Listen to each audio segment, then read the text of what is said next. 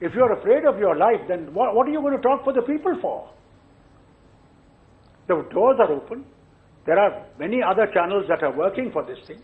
But the leaders have to decide. It's either finding a solution or hiding in the room. Are you saying then, Dr. Abdullah, on this program that this is the right time to get the separatists on the dialogue table, to revive the political process in some form, to talk even about issues like autonomy, even Azadi? Is that what you're saying? I am not saying today. It's not only today, Rajdeep. We have been saying it from day one. That's in a political issue, and we should bring all these people onto the table. It's not today only we are saying this thing. And the government of India is aware of it, and the government of India wants to do it and has been doing it. There are many tracks that are working at this thing. You know, the leaders are scared to come forward because your media suddenly hypes it up and danger comes to their life. Yeah, well, I'll blame the likes of Praveen Swami there for a moment, but Mirwaiz, Umar, Farooq, are you willing, Farooq Abdullah saying openly, look, it's time for a dialogue, we're ready to meet across the table. Are you ready? Rajiv, give me some time to explain. This is very important because it's because, I mean, right now everybody is talking about dialogue, so give me some time. So, see, you have to understand one thing. It's not that we are scared of our lives and that's why we ran away from dialogue or we don't want to do dialogue. Explain. It's to be put in a proper perspective. See, we entered into a dialogue, not only at the risk of our reputation, but also at the risk of our lives, of our family, of our associates. Right. I mean, there were people who were opposing the dialogue process. And they were opposing because of past experiences. But we said, no, maybe times have changed. I mean, we are living in 2004, 2005, 2006. You know, we said, yes, we should come forward and let's see, maybe India's approach has also changed. They want to address the problem.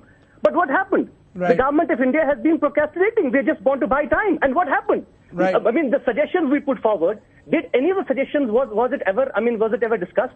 Did the killings in Kashmir stop? I mean, what happened? Happened was, no, just listen to me. Yes. All that happened was that it undermined the credibility of the people who wanted to talk. Today, I mean, India has brought discredit to the institution of dialogue among the people. Today, dialogue is equated to a sellout. Okay, that's a good point. Praveen Swami, as someone who's tracked this dialogue, do you believe that, that the time has come to have a genuine, serious dialogue? Not to have an uninterrupted dialogue, not a dialogue which is hostage to a myriad of other factors.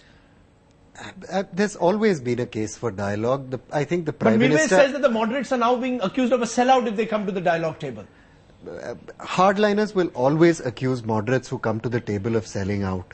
If moderates are not capable of resisting that pressure, then they're probably not, sad to say, very credible dialogue partners. Prime Minister Vajpayee came under terrible pressure when he first agreed to talk to the Hurriyat. That was years ago. Every time after that, people have said, come to the table with a concrete agenda. And this isn't only the Hurriyat that isn't coming to the table. The Prime Minister calls up no less than the leadership of the PDP and says, come to the table with a sensible set of ideas. We are not going to solve, nobody is going to solve the Kashmir problem in the first round of dialogue, but come with a sensible set of ideas about putting a lid on this violence, which frankly makes everything else impossible. I heard it said, why aren't politicians going to the houses of those killed? The day Umar Abdullah takes his convoy there, you're going to need another 5,000 policemen beating people over the head to make it possible for him to go there. But that means there's a problem on the ground. There is absolutely a serious problem. It's not just a security problem. It is not just a security problem. Young people are angry for a whole host of reasons. Leadership has collapsed for a whole host of reasons. But the restoration of order is something I think everyone cutting across the political spectrum ought to be interested in for exactly the reason Wazarat Habibullah said, kids are getting killed.